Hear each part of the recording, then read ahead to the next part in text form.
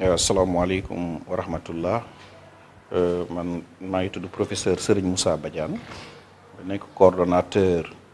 pôle santé ci projet université bu Touba li ñu dajale woon fii tey nag réunion de coordination la ginnaaw bi nga xamee ne liggéey nañ ci projet bi jamono yi yëpp dañ doon daje tey ngir xool état d'avancement liggéey boobu ak it gën a xool impact yi nga xam ne moom la formation yi ñu war a tëral di am ci Touba ak ci réew mi dans le court le moyen et le long terme maanaam xool ko ci teew maanaam bu ñu tàmbalee ban impact lay am ci diir bu gàtt ak bu ñu doxalee ba ci kanam ban impact lay am ak ëllëg maanaam ban impact lay am ci Touba ak ci réew mi ndax université boo ko déggee barabu jàng la barabu gëstu la waaye it barabu faju la ci wàllum santé waaw ndax pôle bu ñu nee pôle santé day am wàllu woo xam ne wàllu faju la donc ñi nga xam ne dañ leen di tàggat ci domaine yooyu day nekk ñoo xam ne dañuy jàng di gëstu xam-xam mais en même temps day nekk ñoo xam ne dañuy pratiquer te pratique boobu ñuy def ak jumtukaay yooyu nga xam ne moom la ñuy jëfandikoo ci dëkk bi day am njëriñ ak jeexital ci wàllum santé ci dëkk bi ndax ci tàmbali bi rek dina permettre ñu mën di def ay analyse ci laboratoire yi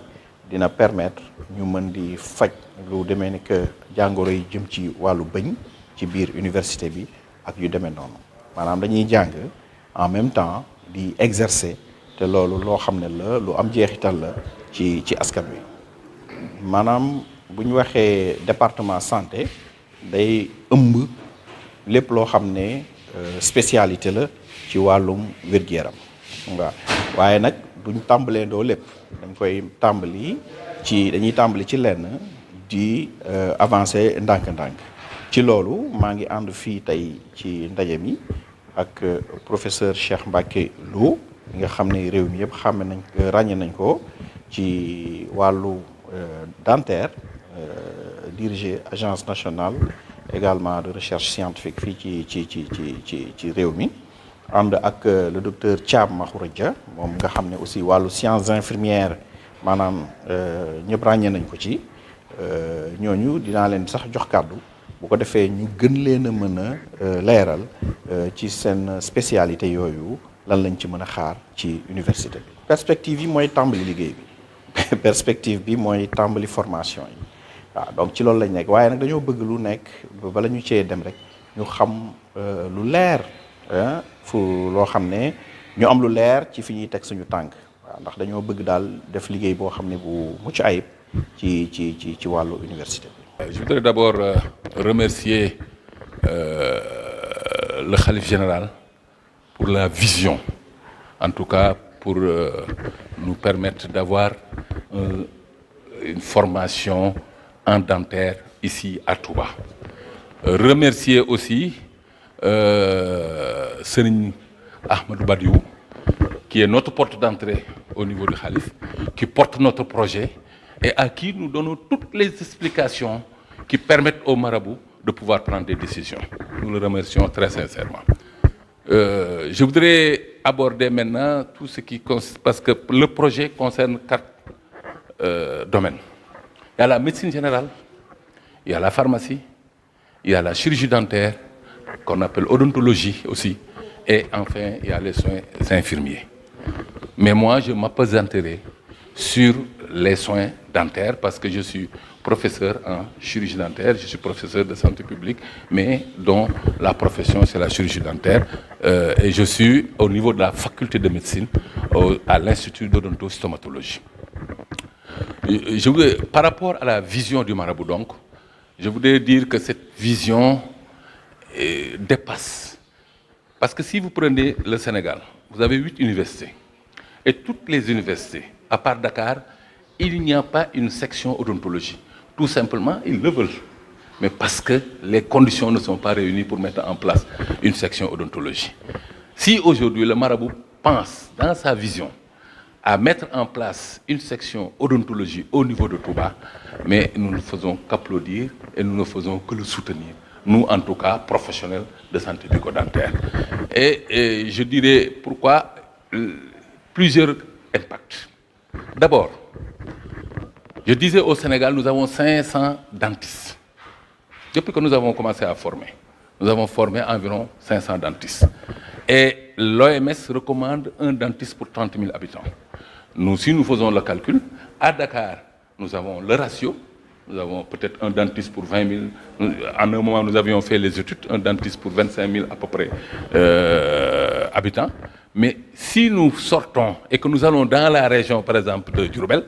vous verrez qu'on se retrouvera avec un dentiste pour 140 000 habitants à peu près. Et pourtant, quand vous allez en France, c'est un dentiste pour 2 000 habitants. Vous voyez, donc l'écart est énorme. Et donc, ce qui conforte d'ailleurs la vision. Ça, c'est le premier impact. Le deuxième impact,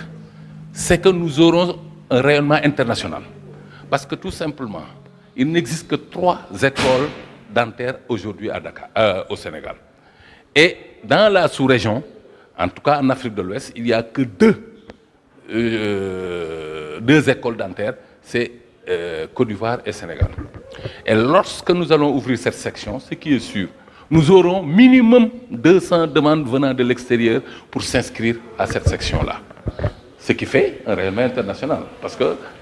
c'est comme ça, effectivement, on dira la section odontologie de Touba.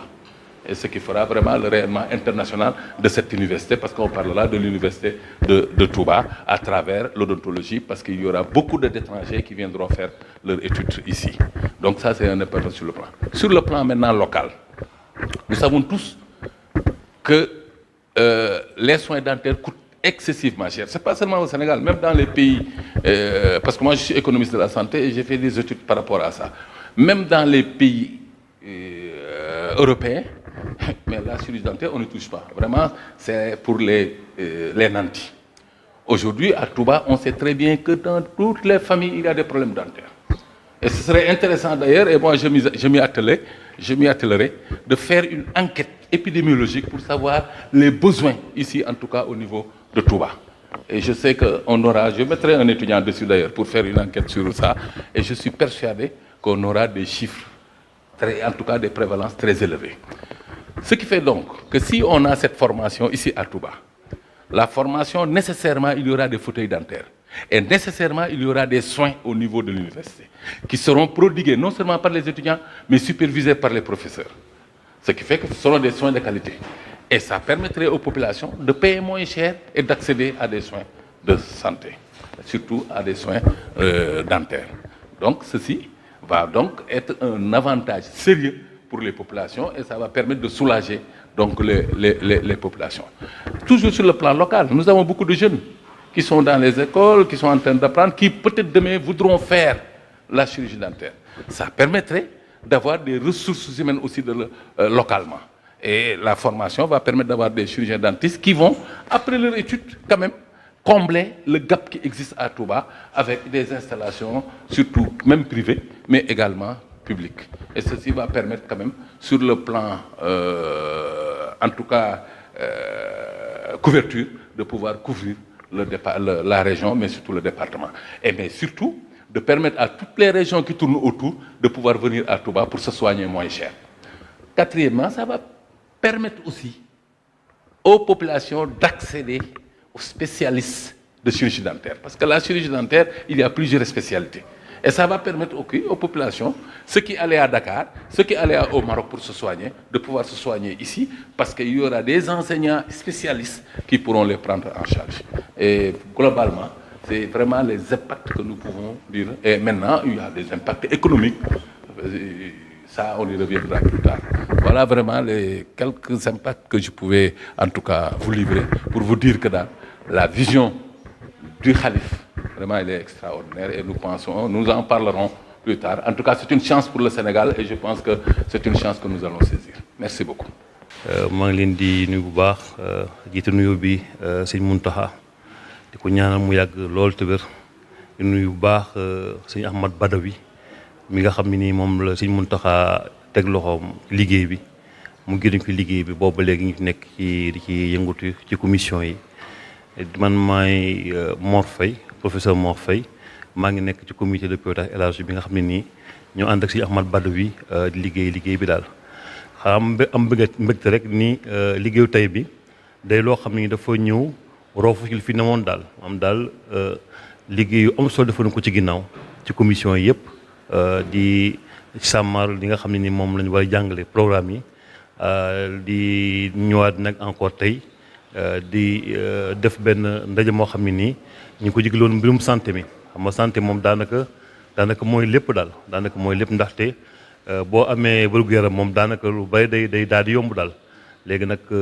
moo tax liggéey bu mel nii ñu rafetlu ko bu baax a baax rafetlu bu baax a baax xam naa si ñu Ahmad Badawi kàddu mooy gën a jóg kaw waaye xam naa remercier bu baax a baax ñi nga xam ne ñoo ànd ak liggéey bi mu experts yi di fàttali tamit nii ñoom kàngam yu gën a kawe ci affaire yu njàngale ci université yi ci amee médecine ak aussi di wax tamit ni liggéey bi yaatu lañu def nag ndaxte même commission bi nga xam ne moo def programme yi ñi nga xam ñoo nekk ci dëkk bi ci hôpitaux yi dëkk bi ay Matlaboul Fawzayni ak Ndaamaatu ak ñëpp ñoo xam ci structure de santé yi bokk nañu ak experts yi liggéey bi pour que li nga xam ne mooy offre de programme bi di nekk loo xam ne ni day nekk correspondre li nga xam ne moom la waa Touba soxla ci affaire soins ak affaire formation te sax affaire bi sax loolu sax Touba ndaxte gi nga ni nga ko déggee léegi daanaka lu ñu wax rek day romb Touba ndaxte Touba nañ ci am seen bëgg te nañ ci gis seen njëriñ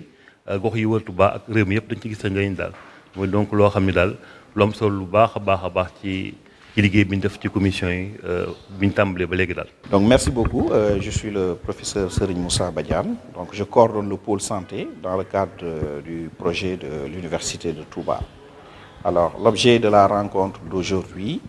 est une réunion de coordination en fait qui porte sur l'état d'avancement des travaux que nous avons eu à effectuer, mais également on devrait aujourd'hui donc, n'est-ce pas, réfléchir sur les impacts à court, à moyen et long terme donc des différentes filières que nous comptons donc lancer dans le cadre du pôle santé. Également, je suis accompagné du professeur Cheikh Mbacké Lo, directeur de l'Agence nationale de la recherche scientifique, qui est un éminent professeur dans le domaine de l'odontologie, qui va se prononcer également sur son département. Également, je suis avec le docteur Mahouredja Chan, n'est-ce pas, qui est reconnu dans le domaine des sciences infirmières au Sénégal, qui va se prononcer également sur ce volet-là. Voici donc les spécialistes qui m'accompagnent aujourd'hui pour discuter donc de ces questions. Alors, les impacts, il y a les impacts, nous avons des impacts immédiats parce que l'installation d'un département de santé au niveau donc, de l'université va avec l'installation d'équipements, notamment des laboratoires, notamment des fauteuils dentaires, et tous ces équipements vont servir aux populations. Donc d'abord, nous avons un cadre de soins qui sera mis en place, n'est-ce pas, pour certes l'enseignement, mais également pour des activités de soins dans l'université. Mais également, dans le moyen terme, il faut s'attendre à un renforcement donc, des ressources humaines en termes de soins au niveau de la ville de Touba, mais également l'élargissement donc, de l'offre de soins au niveau de la ville de Touba, mais également cette formation va participer au rayonnement de la ville de Touba au niveau international. Voici entre autres quelques aspects, n'est-ce pas, que je souhaiterais effectivement apporter, mais également il faut savoir que tout cela s'inscrit dans le cadre global du projet pédagogique de l'université. Je vous remercie. Asalaamaaleykum wa rahmatullah. Donc maa ngi gërëm sëriñ bi ak ñu àndal ci liggéey bu ñuy def nii te ñu boole ñu ci réflexion bi en fait ñun ci fànnu peut-être accompagner spécialistes yi ci xalaat ci mbirum administration bi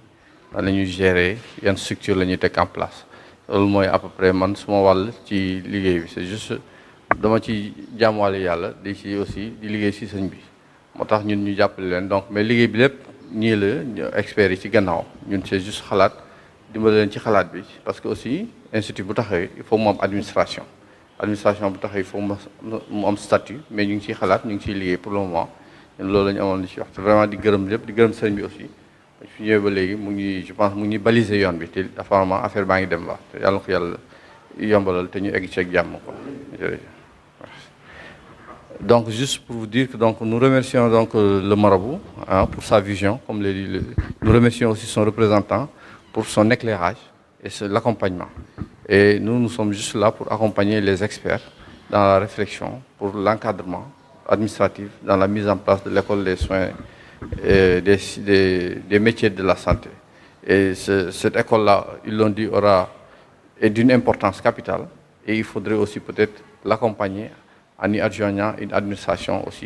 aussi proche possible pour leur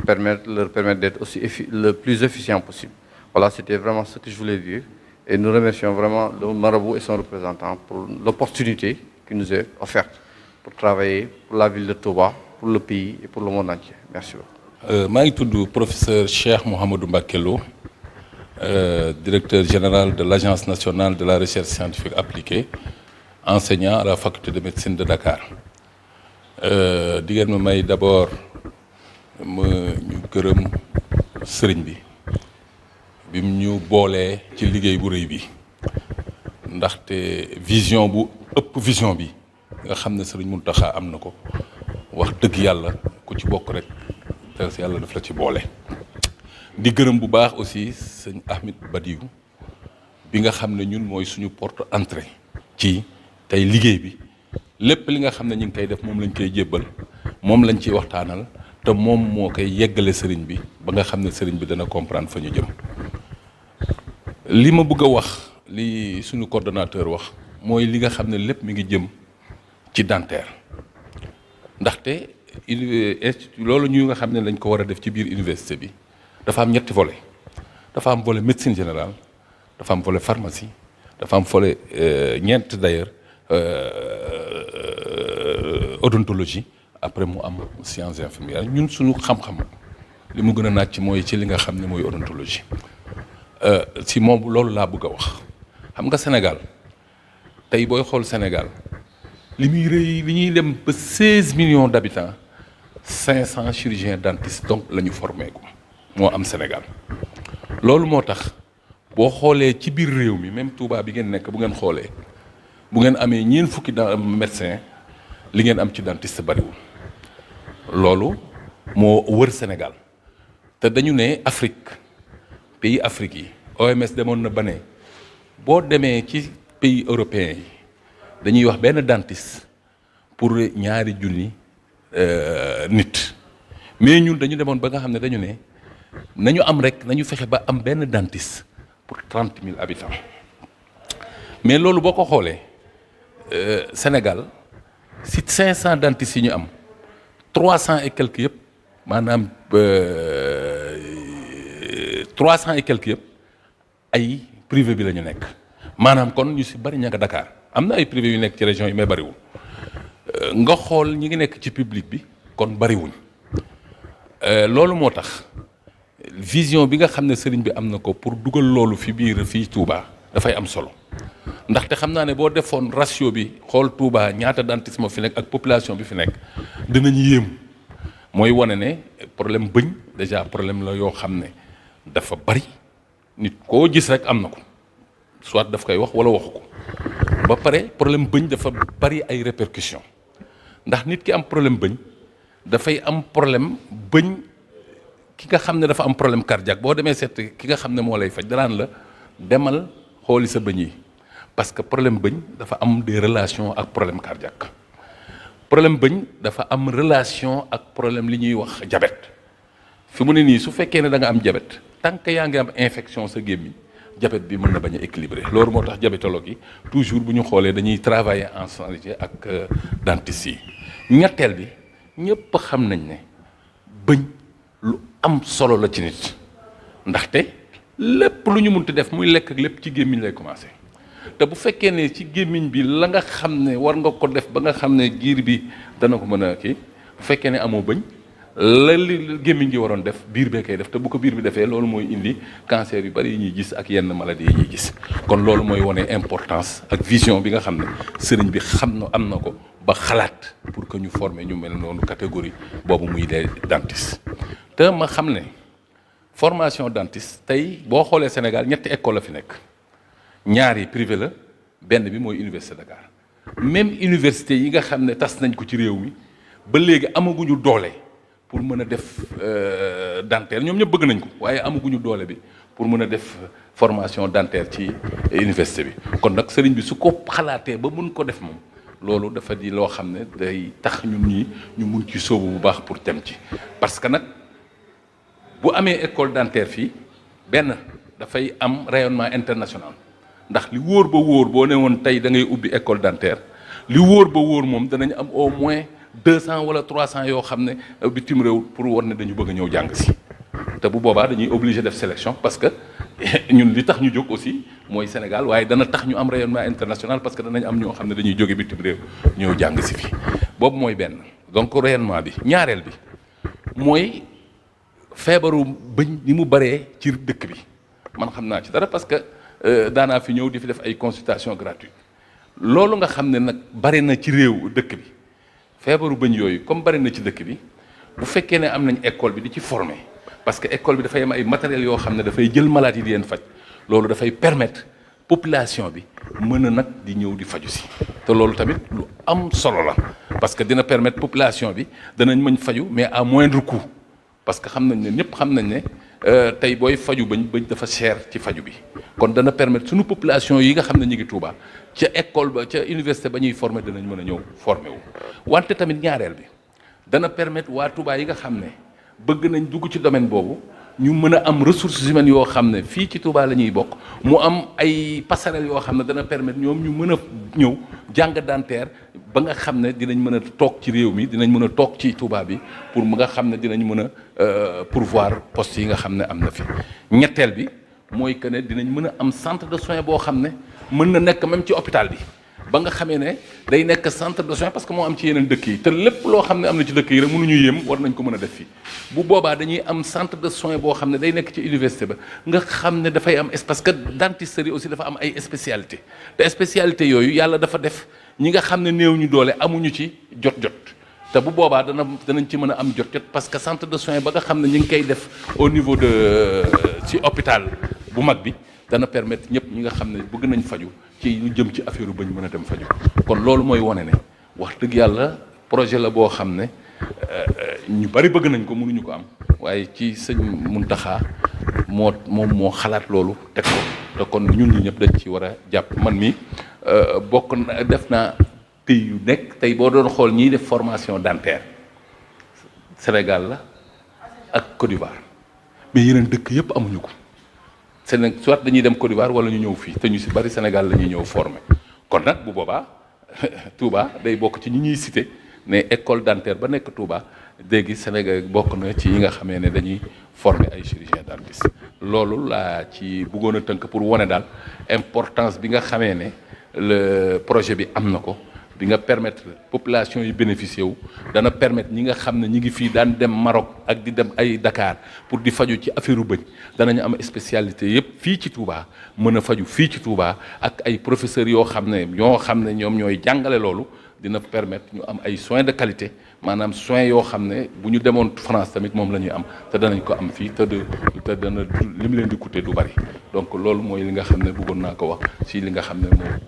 moom mooy jëm ci affaire u bëñ. asalaamaaleykum wa rahmatullahi wa barakatuhu ñoo ngi leen di nuyu di gërëm ñi nga xam ne ñii ñoo ñu boole ci waxtaan bi ci invitation bi ñoo ngi ci kontaan trop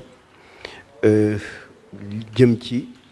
joxe vraiment impact formation infirmière ak sage-femme fii ci Sénégal man docteur Makhourédia Thiam laa tudd may jàngale université Gaston Berger bu Saint-Louis ñoo ngi yëngatu ci yëf yi depuis maintenant plus de 30 ans expliquer vraiment importance su formation infirmière defe naa ne wax ko du jar guddal parce que xam nañ ne infirmiers yi sages-femmes yi ñoom ñoo nekk li ñuy wax cheville ouvrière système bi depuis la petite case depuis le CHU maanaam case de santé bi ba ca hôpital bi gën a mag foofa dem da nga fa fekk infirmier te loolu tax na te terewul doyul donc il faut ñu continuer def pourquoi Diourbel pourquoi par exemple Touba parce que simplement Touba dafa nekk ville bu nekk en extension mu am ay création partout population bi macha allah di ñëw di yokk kon ñu yaakaar ne def fi école boo xam ne bii dafay former ay infirmiers ak sages-femmes di toppatoo seen wér-gu-yaram population bi loolu ça devient une nécessité dañuy wax naan sax ay slogan oui qualité de soins mënul am sans une bonne formation ñu yaakaar ne formation bu baax ci université lay mën a génn